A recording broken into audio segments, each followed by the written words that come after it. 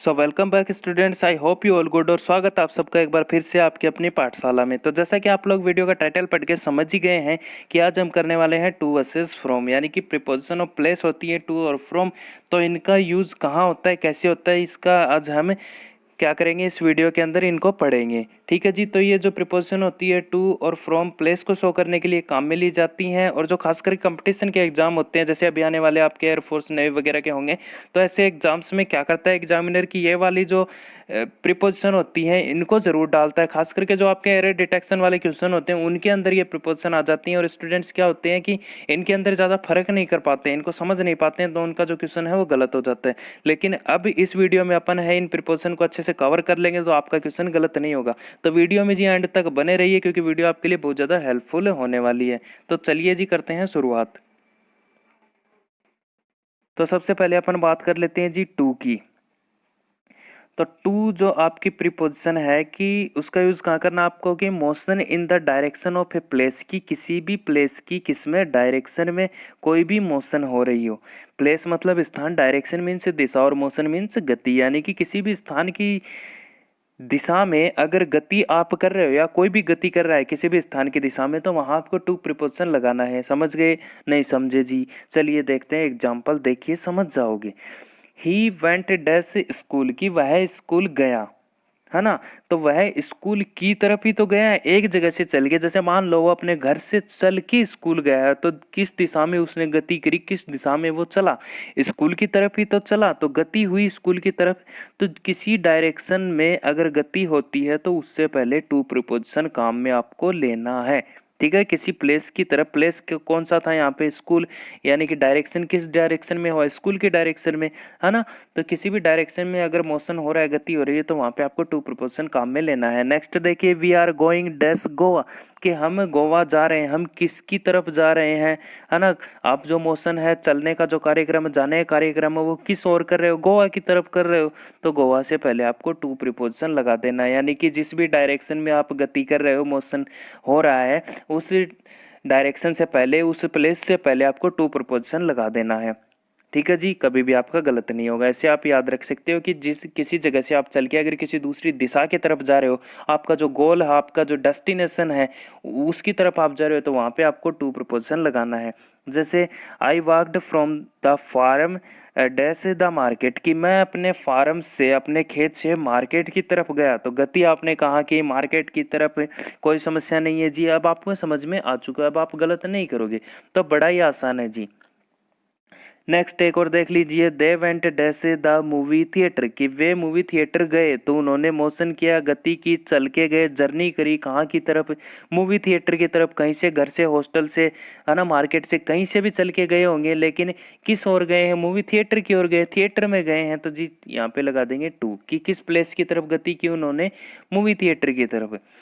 फिर देखिए जी, एक दो एग्जांपल और देख लीजिए और अच्छे समझ जाओगे, कि please send it back dash मी, कि कृपया करके इसे मुझे वापस कर दीजिए, मुझे वापस भेज दीजिए। यानी कि मैंने कोई चीज़ किसी को भेज रखी थी, तो मैं उससे बोल रहा हूँ कि मुझे वापस भेज दो, तो वो मेरी तरफ भेजेगा। यानी कि कोई भी पार्सल, कोई भी चीज़ है, तो वो मेरी तरफ गति करेगी, यानी कि किसी न किसी मीडियम के थ्रू वो मेरी तरफ ही तो भेजी जाएगी, है ना। तो यहाँ पे भी प्रीपोजिशन टू काम में ले लेंगे। तो किसी भी प्लेस की तरफ कोई चीज़ चल के आ रही है तो वहाँ टू लगाते हैं। फिर है जी, that was my first trip dash Manali की, है मनाली के लिए मेरी पहली ट्रिप थी, है ना। तो ट्रिप कहाँ की ओर हो रही थी, मनाली की तरफ गया था, मैं अपने घर से गया था, है ना। तो आप लोग समझ ही गए होंगे कि यहाँ पे क्या लगाना है, टू प्रीपोजिशन लगा देना है आपको। फिर बात करते हैं जी फ्रॉम की। तो फ्रॉम देख लीजिए, फ्रॉम होता है जी कहाँ के लिए use, point of place at which A motion, journey और एक्शन स्टार्ट्स, कि किसी ऐसे पॉइंट ऑफ प्लेस के लिए यूज होता है, किसी प्लेस के ऐसे पॉइंट के लिए यूज होता है जहाँ से कोई भी गति है, कोई भी यात्रा है, या फिर कोई भी कार्य है वो शुरू हुआ है। नहीं समझे सर? चलो जी एग्जाम्पल देखो, नहीं समझे तो फर्स्ट एग्जाम्पल है कि ही केम डैश इंग्लैंड, कि वह इंग्लैंड से आया तो उसने चलने का कार्यक्रम है, जर्नी है, वो अपनी कहाँ से स्टार्ट करी, इंग्लैंड से स्टार्ट करी। तो किसी भी पॉइंट से अगर आपकी जर्नी स्टार्ट हो रही है, चलने का कार्यक्रम स्टार्ट हो रहा है, तो वहाँ जी फ्रॉम प्रीपोजिशन काम में आपको लेनी है। टू कहाँ लेना था, जहाँ के लिए आप गति कर रहे हो उस स्थान से पहले, और जहाँ से आप गति कर रहे हो, जहाँ से आप चल रहे हो, वहाँ के लिए फ्रॉम आपको काम में लेना। बस इतना से डिफरेंस है। इसी में गलती कर देते हैं स्टूडेंट्स, लेकिन अब आप गलती नहीं करोगे जी, क्योंकि अब आप समझ चुके हो, सीख चुके हो। अगला एग्जाम्पल देखिए, are you coming dash home, कि क्या तुम घर से आ रहे हो। ठीक है, क्या तुम घर से आ रहे हो, तो चलने का कार्यक्रम आपने कहाँ से किया है, कहाँ से आप चलोगे, घर से ही तो चलोगे, तो जहाँ से आप चलोगे वहाँ लगा देते हैं जी फ्रॉम। ठीक है, और देखिए, she began to walk away dash him, है ना, तो समझ गए हैं कि वह उसके पास से चल के गई थी, वहां से ही तो गई वो, है ना, वहां से ही तो चली थी वो, तो वहां से जगह के लिए लगा देंगे जी फ्रॉम। नेक्स्ट है कि हैज़ द ट्रेन, पहले से ही फ्रॉम भर दिया है, फिर भी समझ लो इसको, has the train from Jaipur city arrived, कि क्वेश्चन पूछा गया है कि क्या जो जयपुर सिटी से आने वाली ट्रेन है वो पहुंच चुकी है, तो जो ट्रेन है वो कहाँ से चल के आई थी जी, जयपुर सिटी से ही तो चल के आई है, उसी के पहुंचने की बात हो रही है। तो चली कहाँ से ट्रेन, जयपुर से, तो जिस स्थान से चली है, जिस प्लेस से चली है, उससे पहले फ्रॉम लगा देंगे। फिर है जी, I am learning English dash Deepak sir, कि मैं दीपक सर से इंग्लिश सीख रहा हूँ। तो आपने इंग्लिश सीखने की शुरुआत कहाँ से करी है, कहाँ से आप सीख रहे हो, तो जिस स्थान से आपने सीखना स्टार्ट किया है, आपका कार्यक्रम चला है, आपका एक्शन स्टार्ट हुआ है, उससे पहले लगा देंगे जी फ्रॉम।